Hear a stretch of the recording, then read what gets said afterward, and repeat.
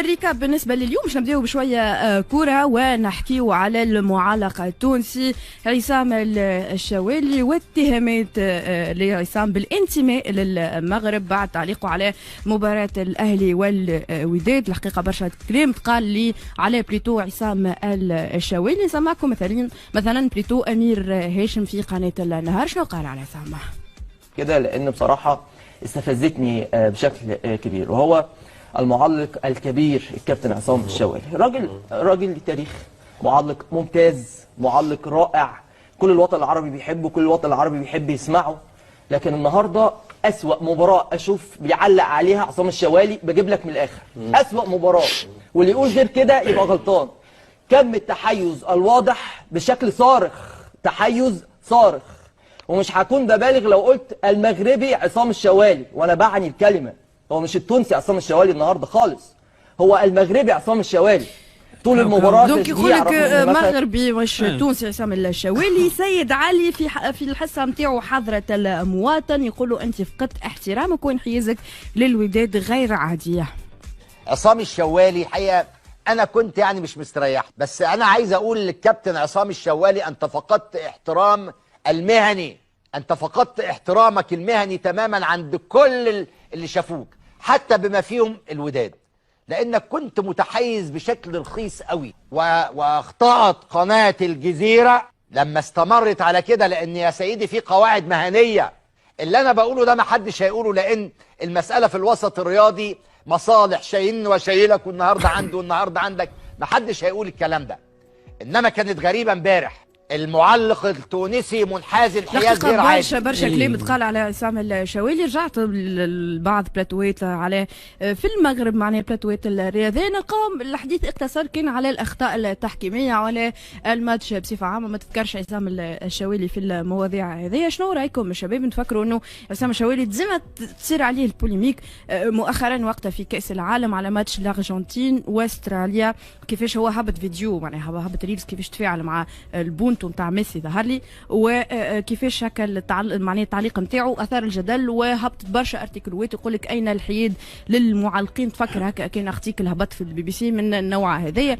دونك سعدي حياد شنو؟ ما الانسان يحب ميسي مثلا، عجبه بونتو الارجنتين واستراليا، شنو باش حايد مع يلزم يكون حايد، ما يلزم يكون محايد. انا ذكرت لك هكا معناها ايكيبات، مش نحكي حتى على العرب. بليس توا هذه معناها فيلم من الافلام المصريه، معناها يتلكشوا كالعاده، معناها يتلكشوا على عصام الشوالي. انا تفرجت فيه الماتش، وكيما علق على البونتويت تاع البونتو تاع الرجاء، علق على البونتويت معناها بيرسي تاو وديت شاو وقالت شاو وندري شنو، والقلعه الحمراء سمعت حتى التعليقات نحكي لك، والقلعه الحمراء وكذا، وما كيكه معناها سبب من معناها كيكه من الخساره البونتو معناها 2-1 خاطر حصه قرب برشا صحيح.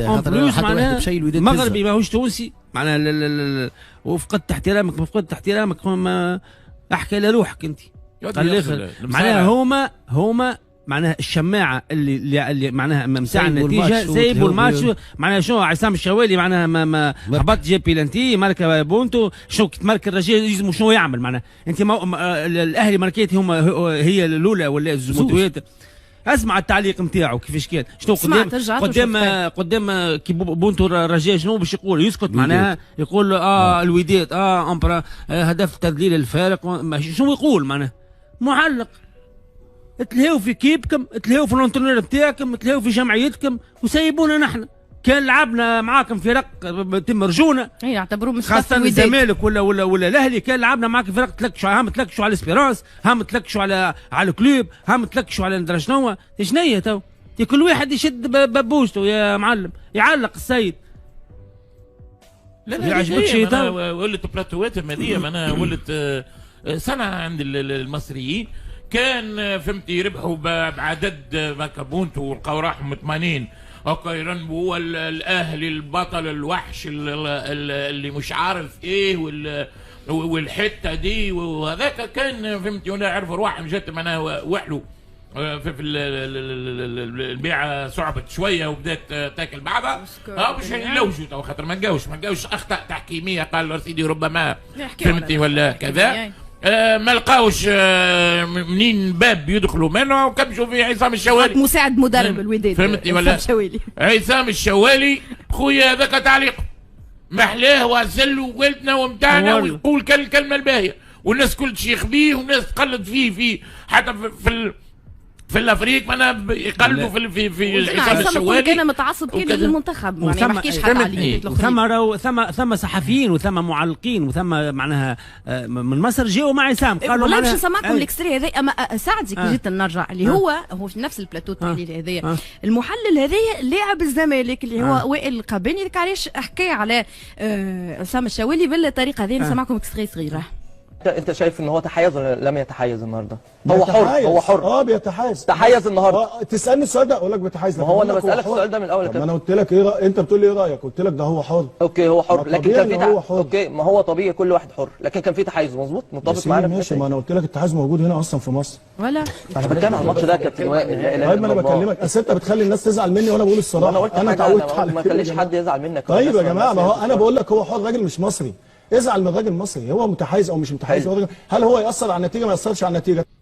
دوك هو كي مشى يسال فيه امير هاشم قال له راك باش تسالني راك باش تندم، راني باش نقول الحقيقه قعد يخسر فيه. قال له حتى احنا التحيز موجود لهنا موجود فيما بين الزمالك والاهلي. انا حبيت نقول حاجه بالله لا نسمع. انا بيان سور ضد، هي مشكله كبيره. ما نجمش انا نجي نلوم تو على المساروه واش بيهم يقولوا هكا على عصام الشوالي، واحنا في حد ذاتنا مثلا الدراجي سبيناه وحفظ الدراجي قلنا متحيز في ماتش تونس ومصر اللي هو كيما بريسك نفس السيتواسيون. انا نقول انت كبين سبور مثلا الدراجي لكن هو تونس والجزائر عدى الجولات اللي هبط تصويره وقال الاسود مرت من هنا. هذاك هو تصويره هبط، اما في التعليق وقت قال التعيسه هذه تونس ومصر. اي ما فهمتنيش، ماكش فاهمني. نحكي على البرانسيب تاع انه هذوما يقول لك شبيه كذا. معناها انا ما نجمش نلومهم اذا كيبتوا خاسره ولا كذا. هو يقول لك انا الشوالي حسيته مش محايد كما نحن نعملوا معاه مثلا حفيظ الدراج، يعني مش نعملوها بدعه ولا المسار وكان هم يعملوها، حتى احنا في تونس نعملوها ديجا. هذه من شيره اخرى. انا نقول انت كاداره بين سبور كي يبدا عندك ماتش بين زوز عرب مثلا، عندك كيما هكا الاهلي والوداد ولا الترجي والاهلي ولا اما خير انت عندك الامكانيات بصلي عني بيه، يعني البيين ماهيش ناقصه امكانيات. تنجم تعمل كما تعمل العالم الكل، معلق مصري في قناه ومعلق مغربي في قناه اخرى، واختاك من تجيب معلق تونسي ولا جزائري ولا يتحطوا في الحرج هذايا. تيزر الانجليز للمغرب العربي. نجم انا معلق تونسي خويا مثلا في الفينال هذاك انا جيت مع الوداد خاطر بحكم اني الاهلي خرجت الترجي، فهمني. تحكي لك الكلام هذا صح نورمال، عرفت تحطني غادي، فهمت. نقولوا احنا عصام خاطيه مثلا، اما تحطوا فك الاطار انت اللي تفادي هذا الاشكال. اعمل كما كنت تعمل قبل راهو كانت قبل نتفكر كان لا اللي في المغرب مذيع مغربي مثلا ولا اللي الروتور في تونس مذيع تونسي كما صار مع الترجي والوداد. معاك تروح الترجي والوداد 2012 3 قنوات عداوها وثلاثه معلقين مغربي وتونسي وظهرني مصري. معناها انت تفادي من المشاكل خويا. كي يبدا زوز كيبات عرب وانت عندك المعلقين تاع الجنسيات هذيك حط لهم ببلادهم. يعني كانوا يعملوا راهو من قبل كانوا يعملوا كنا نبدلوا صحيح كنا تبدل ما يعجبكش المذيع تبدل حط واحد. قبل كانت كل زوز كيبات كل زوز معلقين من نفس البلاد باش خويا كل واحد يسمع الانحياز نتاعو خاطر تحب ولا تكره. انت زاد تتفرج وتحس المذيع قاعد ينحاز ضد جمعيتك ولا ضد بلادك اعصابك باش تتوتر. وانا قلت لك ما انا حبيتش بركم كما قال سعدي حتى كي ترجع للتعليق راهو حكينا انا وسعدي ورجعنا سمعنا هو التعليق حتى تفرجنا ما تلقاش. انا قلت لك ما نجموش نقولوا عصام تعجبك السلفاس مثلا باش يقول كلمه توجع كذا ولا توجع كذا، لا مستحيل. حفيظ الدراجي قال كلام تاع عيسى وكذا مشجع تاع عيسى بعد حتى يلمهم بعد دونك حاجه عاديه. اما ما حبيتش نخرجوا هكا زعما كاين حاجه ما صارتش قبل. صارت هو بدو قال زاد صارت واحنا عندنا